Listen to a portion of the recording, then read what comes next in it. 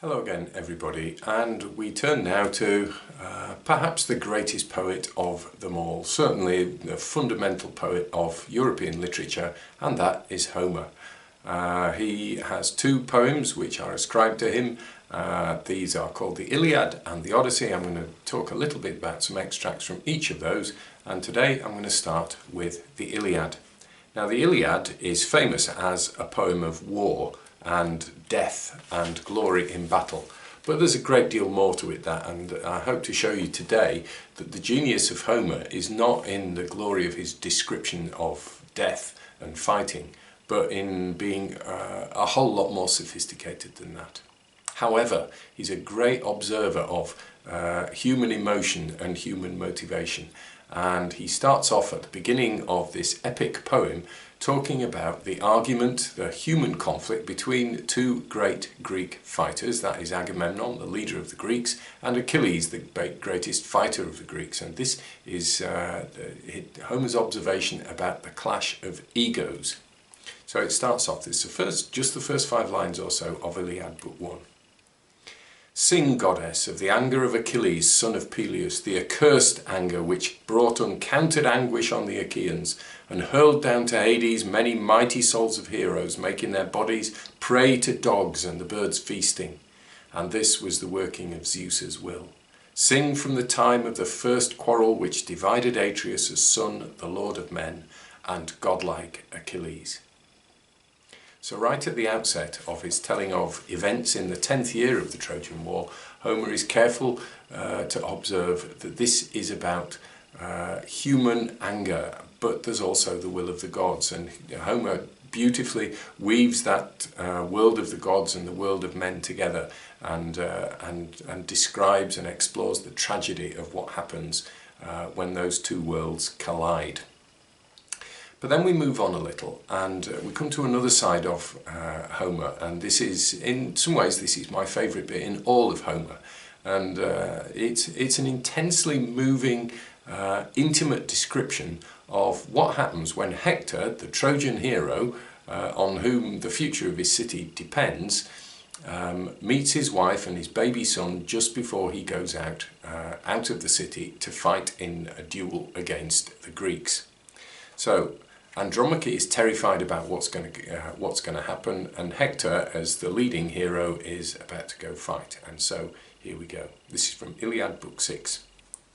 Hector ran from his house, back along the way he'd come through the well-laid streets of Troy. When he'd crossed the great city and reached the Scaean gates where he would make his way out to the plain, there came running to meet him his dowered wife Andromache, daughter of great-hearted Aetion. Aetion, who lived under wooded Plakos in Thebe under Plakos, ruling over his people the Killikes. He it was whose daughter was wife to Hector of the bronze helmet. She then came up to him, and with her there went a maid, carrying at her breast their innocent child, no more than a baby. Hector's only beloved son, shining lovely as a star. Hector's name for him was Scamandrios, but the others called him Astyanax, lord of the city, because Hector was Ilios' sole protection. Hector looked at his son and smiled in silence. Andromache came close to him with her tears falling and took his hand and spoke to him. Poor dear man, your own brave spirit will destroy you, and you have no pity for your baby son and for me, your doomed wife, who will soon be your widow. Soon the Achaeans will mass an attack on you and kill you, and for me then, when I lose you, it would be better to sink down upon the earth.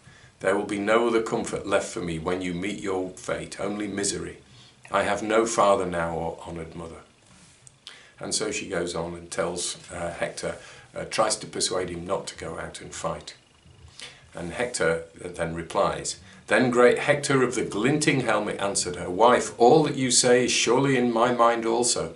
But I would feel terrible shame before the men of Troy and the women of Troy with their trailing dresses, if like a coward I skulk away from the fighting.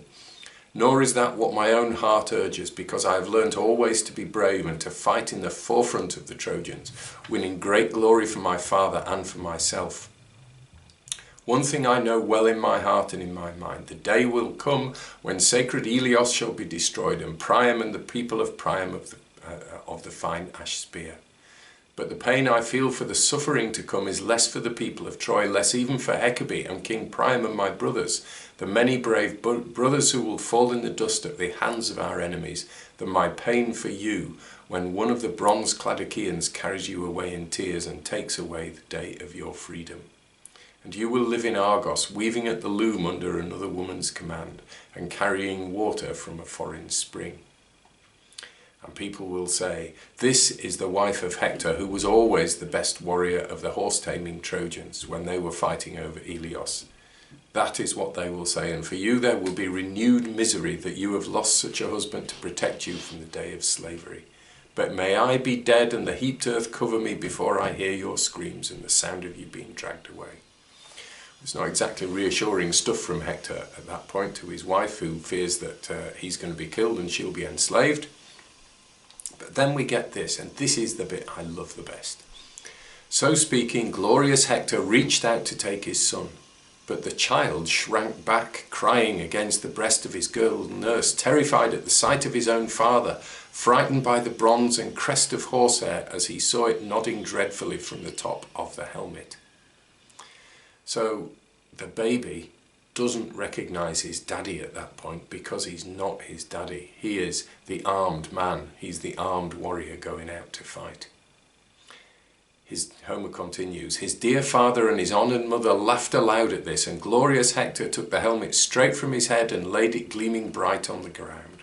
Then he kissed his dear son and dandled him in his arms and said in prayer to Zeus and the other gods, Zeus and you other gods, grant that this my son may become as I have been, pre-eminent among the Trojans, as strong and brave as I, and may he rule in strength over Ilios, and let people say as he returns from the fighting, this man is better by far than his father.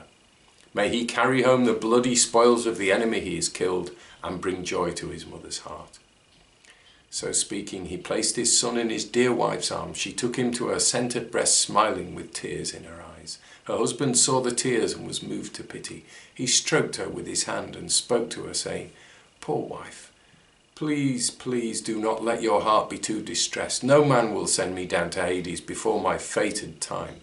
And fate, I tell you, is something no man is ever freed from, whether brave man or coward, from the first moment of his birth. No, go back to the house and see to your own work, the loom and the distaff, and tell your maids to set about their tasks. War will be the men's concern, all the men whose homeland is Ilios, and mine above all. So speaking, glorious Hector took up his helmet with a horsehair crest, and Andromache, his wife, then goes back home. But don't you think that's just sheer genius of observation, knowing what's going to happen and creating that sense of tragedy? And it's almost like you want to say, no, Hector, don't do it, don't do it. Think of your wife, think of your son.